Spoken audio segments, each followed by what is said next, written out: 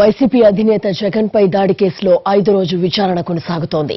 నిందితుడు శ్రీనివాసరావును ప్రశ్నిస్తున్నారు అధికారులు. హైదరాబాద్లోని ఎన్ఐఏ ఆఫీసులో అతన్ని విచారిస్తున్నారు.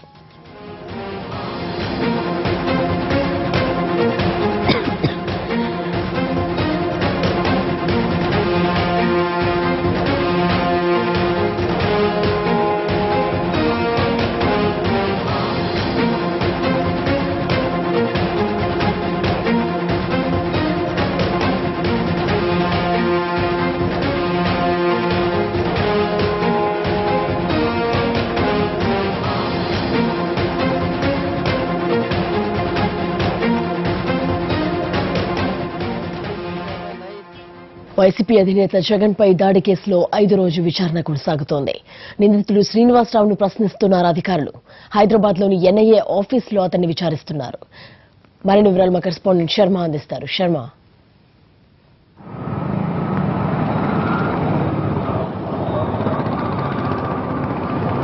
ఆంధ్రప్రదేశ్లోని ప్రతిపక్ష నేత వైఎస్ జగన్మోహన్ రెడ్డిపై దాడి చేసింది శ్రీనివాసే.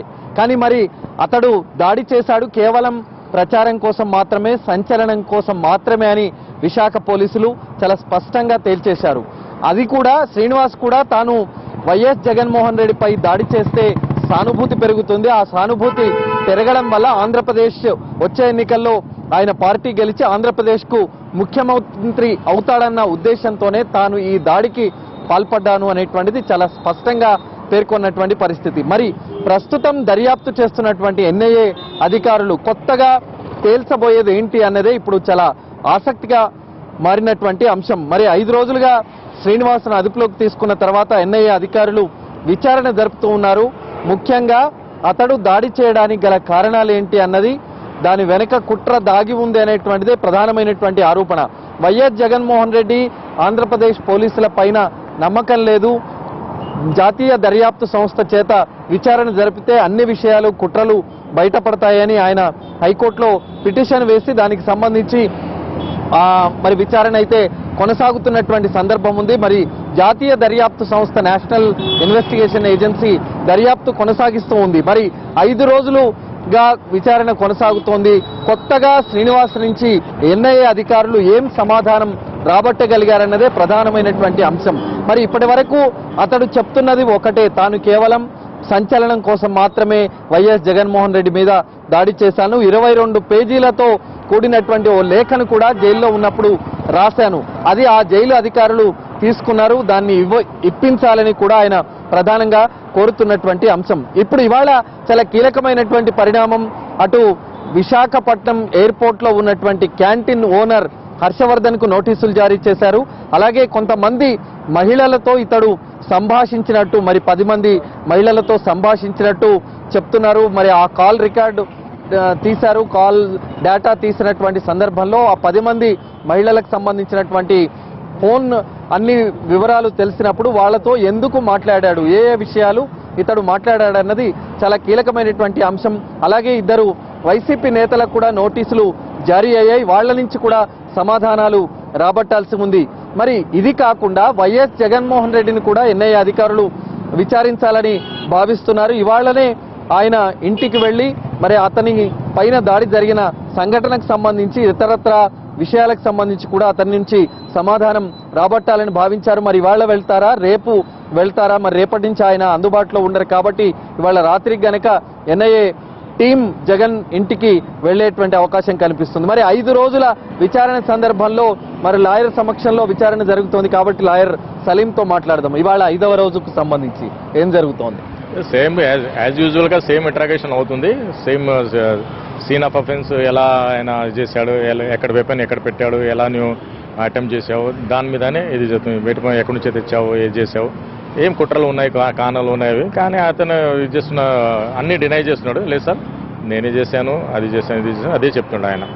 కానీ ఇంటరాగేషన్లో వాళ్ళు ఏదో కుట్ర ఉందో, కవనాలు ఉన్నాయి, దాన్ని వాళ్ళు చాలా డీప్గా ఇన్వెస్టిగేషన్ చేస్తున్నారు. కానీ అతని నుంచి సమాధానం రాబట్టేందుకు ఇంకా ఏ ప్రశ్నలు వాళ్ళు వేస్తూ ఉన్నారు? ప్రొసీజర్గా వాళ్ళు ప్రొఫెషనల్ ఉన్నారు, ఎలా చేయాలంటే అలా చేస్తున్నారు. అన్ని కాల్ డీటెయిల్స్ అవి ఇది చేస్తున్నారు. కావాలంటే మా కాల్ డీటెయిల్స్ కూడా చూస్తున్నారు వాళ్ళు. మా బ్యాక్గ్రౌండ్ ఎలా ఉంది అది కూడా చూస్తున్నారు. చూడండి, పర్వాలేదు, మనకు కూడా ఏం లేదు అలా.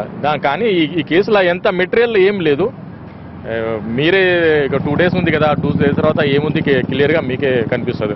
దాని తప్ప ఏం లేదు. ఈ 2 రోజులు కూడా ఇక్కడే విచారణ జరిగే అవకాశం ఉందా? హైదరాబాద్లోనే చెప్పారా ఆ విషయం మీకేమైనా? లేదు, వాళ్ళు ముందే నాకు ముందే చెప్పారు, మనం ఎక్కడైనా వెళ్తే మీకు 2 hours బిఫోర్ ఇంటిమేట్ చేస్తాము, ఇది చేస్తాను నేను. మరి లేఖకు సంబంధించినటువంటి అంశం ఇప్పుడు వివాదాస్పదంగా మారింది. 22 పేజీల లేఖ, మరి దాని విషయం ఏం చెప్పారు? లేదు, అది ఎన్ఐతో కన్సల్ట్ లేదు, అది సెంట్రల్ ప్రిజన్ లాయర్ సలీం ఆయన ఏమంటారు ముద్దాయి శ్రీనివాస్తో సంబంధించిన మ్యాటర్. అది మనం హైకోర్టుకి వెళ్దాం, హైకోర్టుకి వెళ్ళి ఆ లేఖలు మరి తీసుకొచ్చి పబ్లిక్ చేద్దాం. దాంట్లో ఆ లేఖలో శ్రీనివాస్ పేర్కొన్నటువంటి అంశాలు అదే అంటే మేనిఫెస్టో ఎలా తయారు చేసి ఎలా ఎలక్షన్ మన గవర్నమెంట్కి సోషల్ వెల్ఫేర్లో ఎలా పని చేయాలి దాని మీద రాశాడు ఆయన. దాంట్లో వివరాలు ఏముందంటే ఎడ్యుకేషన్ సిస్టమ్ని మార్చాలి, మన ఏమంటారు ఫార్మర్స్కి సబ్సిడీ ఇస్తారు, సబ్సిడీ ల్యాండ్ లార్డ్ అకౌంట్లో వెళ్తుంది.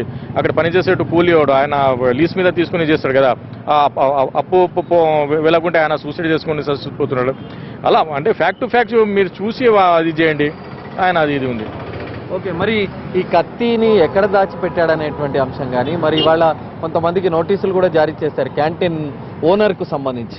అది నాకు తెలియదు సార్. నేను అక్యూజ్ విజిబిలిటీలో ఇంట్రాక్షన్ చేసేదే దాన్ని ఫాలో అవుతున్నాం. అది వాళ్ళది ఉంది. కత్తికి సంబంధించి ఏం సమాధానం చెప్పారు? నాకు తెలియదు. అది కత్తికి సంబంధించిన సమాధానం ఏం లేదు. విజిబిలిటీలో ఉన్నాను, నా ముందలే ఇంట్రాక్షన్ చేస్తున్నారు, అది మీకు చెప్పవచ్చు. ఓకే, అంటే ఇంకా రేపు ఎల్లుండి కూడా విచారణ జరుగుతోంది? 100% రేపు ఎల్లుండి కూడా విచారణ జరుగుతుంది. కావాలంటే వాళ్ళు కస్టడీ కూడా యాక్షన్ కూడా అడగవచ్చు, లేకుంటే కస్టడీ క్లోజ్ కూడా అవ్వచ్చు. అవకాశం అంటే మరి ఇప్పటికి ఏమైనా ఎల్లుండి ఈ సమయంలో మేము కోర్టులో హాజరుపరుస్తామనేటువంటి విషయం ఏమైనా చెప్పారా? లేదు, ఇంకా అంటారు ఇది ఉంది కదా, వాళ్ళు కూడా ప్రెజర్లో ఉన్నారు. అసలు వాళ్ళు కూడా what is the true going to find out. ఒకవేళ ఫైండ్ అవుట్ చేస్తే మంచిది. ఇప్పుడైతే ఏం ఫైండ్ అవుట్ అయ్యలేదు, ఏ సెన్సేషన్ లేదు, దాంట్లో ఏం ఇది రాలేదు అంతే. ఇప్పుడు వరకు అదే అసలు. అంటే రోజుకో అధికారి, ఎన్ఐ అధికారి చొప్పున ప్రశ్నిస్తున్నారు కదా, మరి ఇవాళ ఎవరు విచారించారు? ఎవరు వేరే అధికారి వచ్చారు, పేరు అని తెలియదు. వాళ్ళు మనం అడిగితే కూడా ప్రొఫెషనల్ అన్ఎథికల్గా ఉంటానని నేను కూడా అడగలేను. వాళ్ళు ఎట్లా ఉంది లోపల శ్రీనివాసును ఎట్లా కూర్చోబెట్టి అడుగుతున్నారా? ఎట్లా లేదు, కూర్చోబెట్టి అడుగుతున్నారు. చైర్ మీద కూర్చోబెట్టి ప్రొఫెషనల్గా అడుగుతున్నారు. చైర్ మీద అంటే సేమ్ మనం ఆఫీస్ చైర్స్ ఎలా ఉంటాయి, డైనింగ్ టేబుల్ అలా కూర్చోబెట్టి అడుగుతున్నారు. ఎలా ఏమైనా ఆందోళన, శ్రీనివాస్ ఆందోళనకు గురవుతున్నటువంటి పరిస్థితి ఏమైనా కనిపించిందా? ఆరోగ్య పరిస్థితి ఎలా ఉంది? ఏమంటారు, క్వశ్చన్స్ అడుగుతారు, అదే ఫీల్ అవుతాం, ఏదో ఏడుస్తాడు, అది చేస్తాడు, అది కామన్గా ఉంది. కానీ ఫిజికల్గా టచ్ చేయాలి, అది చేయాలి ఏం లేదు. ఆరోగ్య పరిస్థితి అయితే ఓకే. ఆల్రెడీ మెడికల్ చెకప్ అయిపోయింది. నిన్న రాత్రి 8 గంటలకి గాంధీ హాస్పిటల్ సికింద్రాబాద్లో చేశారు. నేను అడ్వాన్స్ చేసుకుని, ఎందుకంటే మార్నింగ్ మరి ఇది ఉంటుంది కదా ఇంట్రాక్షన్ చేసుకున్నాను.